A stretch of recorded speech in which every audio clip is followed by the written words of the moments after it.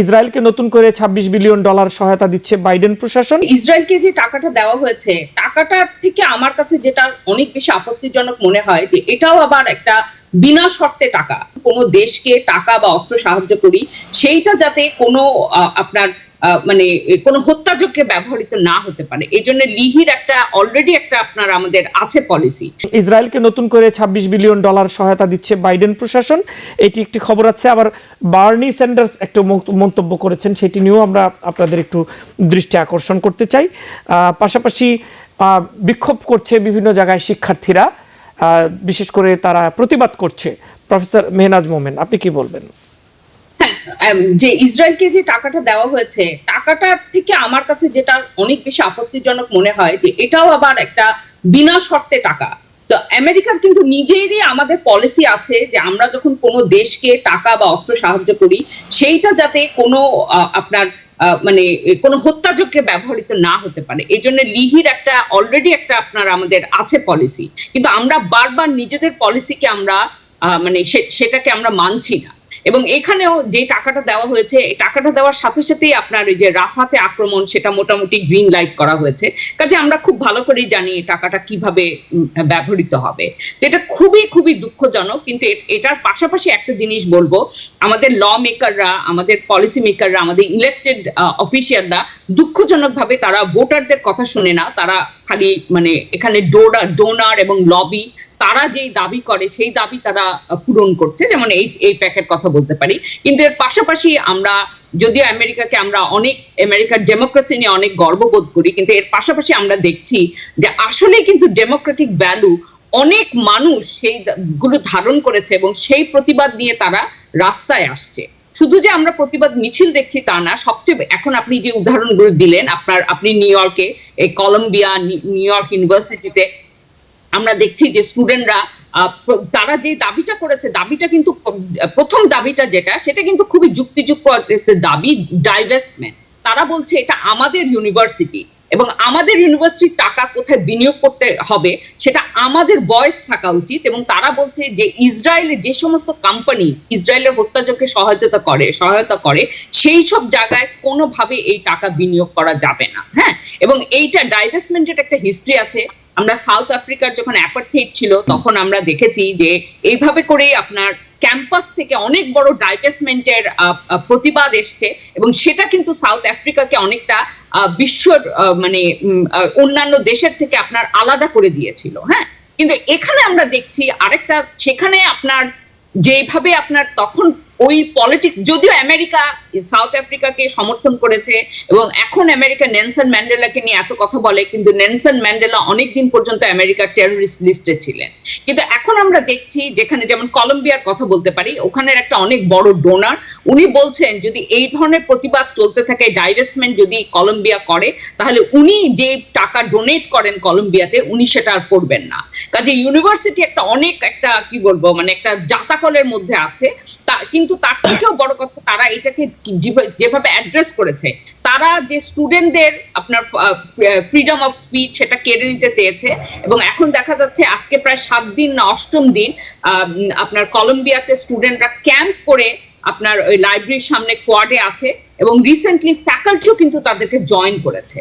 আবার আমরা দেখছি নিউ ইয়র্ক ইউনিভার্সিটিতে পুলিশ ডাকা হয়েছে ফ্যাকাল্টিকে এবং স্টুডেন্টদেরকে আপনার করার জন্য, মানে কি বলবো মানে এটাকে বলা হচ্ছে যে এটা মানে ন্যায়সঙ্গত না, কিন্তু এটা তো তাদের ক্যাম্পাস, এটা অবশ্যই ন্যায়সঙ্গত।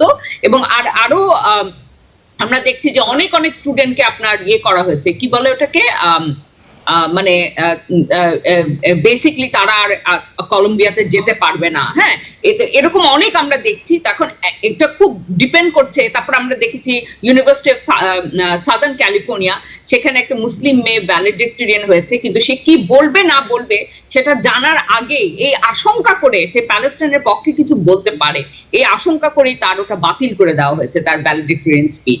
তো আমার কাছে মনে হয় যে এই জিনিসটা যদিও এখন আবার এন্ড অফ দ্য সেমিস্টার, কাজে টাইমিং এর ব্যাপারটা আমি ঠিক জানি না টাইমিংটা কিভাবে কাজ করবে।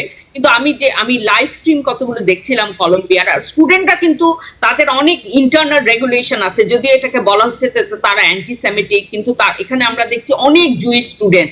কালকে বা পরশু পাস ওভার ছিল, সেখানে তারা অনেক বড়, তারা ওইখানে এনক্যাম্পমেন্টে পাস ওভার করেছে, ওইখানে সবাই অংশগ্রহণ করেছে। তো যাই হোক, তাদেরকে এই অপবাদ দেওয়া হচ্ছে যে এটা অ্যান্টাই সেমিটিক, কিন্তু তাদের আমি দেখলাম যে ইন্টারনাল অনেকগুলো রেগুলেশন আছে যে কি বলা যাবে কি বলা যাবে না, হ্যাঁ, এবং তারা কিন্তু খুব সুন্দরভাবে জিনিসটা হ্যান্ডেল করছে। আমরা একটু প্রফেসর মোস্তফা সরওয়ারের কাছে যাই একই বিষয় নিয়ে। হ্যাঁ, আমি একদম একমত। কারণ যেটা এখানকার যে অ্যামেন্ডমেন্ট 1, যে ফ্রিডম অফ স্পিচ, ছাত্ররা যেটা করছে যে তাদের একটা ফ্রিডম থাকা উচিত। সেখানে কোনো একটা ডোনার যদি কিছু বলে, আমার মনে হয় বিশ্ববিদ্যালয়ে কিছুটা স্যাক্রিফাইস করা উচিত, যে ওর টাকার দরকার নেই।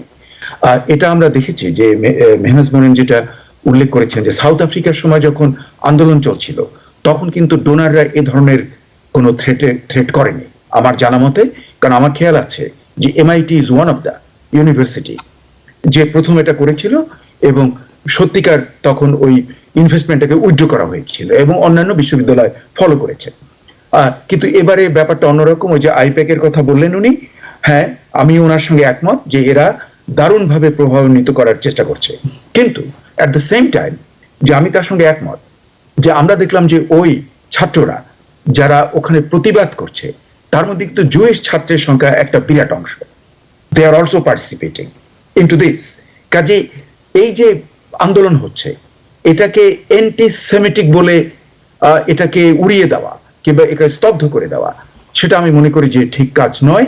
এবং আমি বার্নি স্যান্ডার্সের সঙ্গে সুর মিলিয়ে বলবো যে টাকা $26 বিলিয়ন আমাদের ট্যাক্সের টাকা যেটা যাবে, সেটার সঙ্গে সেটাকে একদম অ্যাবসলিউটলি কোনো স্ট্রিং না অ্যাড করে এটাকে ইসরায়েলকে দেওয়া, এবং আমরা জানি যে এটা অস্ত্রের খাতে দেওয়া হচ্ছে, তার অর্থ অস্ত্র কিনে ওই গাজার সাধারণ মানুষকে হত্যা করা হবে, সিভিলিয়ানদেরকে হত্যা করা হবে।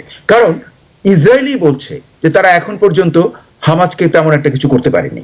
তাহলে এতদিন তুমি যে মেরেছ 34,000 লোক, শিশু, নারী এবং অন্যান্য, তাহলে তারা কারা? তারা তো তোমাদেরই হিসাবে যদি 34,000 মৃত্যু হয়, তাতে তো সব হামাস শেষ হয়ে যাওয়ার কথা। কই তা তো হলো না। তাহলে এই যে যুদ্ধ, একটা বাজে যুদ্ধ, এটাকে আমি যুদ্ধ বলবো না, কারণ এটা তো অন্য কোনো পক্ষ নেই, অন্য পক্ষ তো নেই ওখানে। কাজে তুমি কি করছো? তুমি আগ্রাসন করছো। তুমি আগ্রাসনের মাধ্যমে একটা জাতিগোষ্ঠীকে তুমি নিশ্চিহ্ন করার চেষ্টা করছো। এটা তোমার কোথায়? এটা কোন কিতাবে তোমার আছে? কোথায় কোন তোমার তালমুদে কি এটা লেখা আছে? তোমার কি ওই তোমার ধর্মগ্রন্থে এই সমস্ত আছে?